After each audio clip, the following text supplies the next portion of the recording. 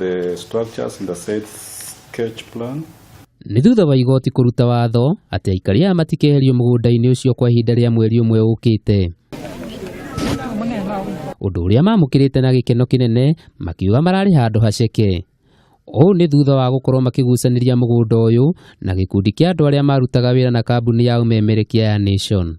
In the meantime, the prevailing status quo as per the Deputy Registrar's report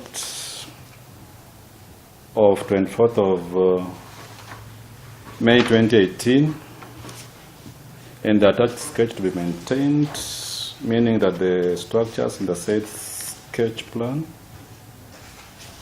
and the occupants to remain intact. Itua rĩrĩ rĩkinyanĩirio thutha wa karani wa igoti gũkorwo agĩkinyia mũgũnda-inĩ ũcio kũrora ũrĩa maũndũ maikaire.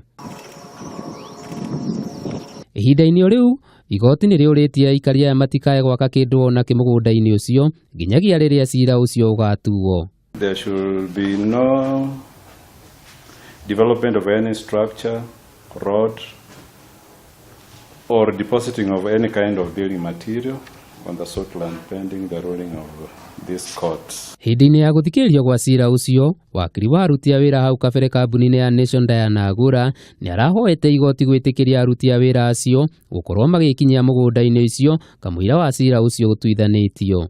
My Lord, we also pray that the second respondent be allowed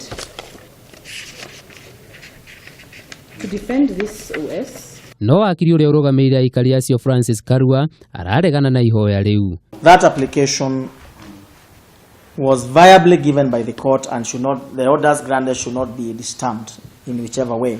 Cira ũcio ũgatuithanio mweri 31 wa Mũgwanja mwaka ũyũ.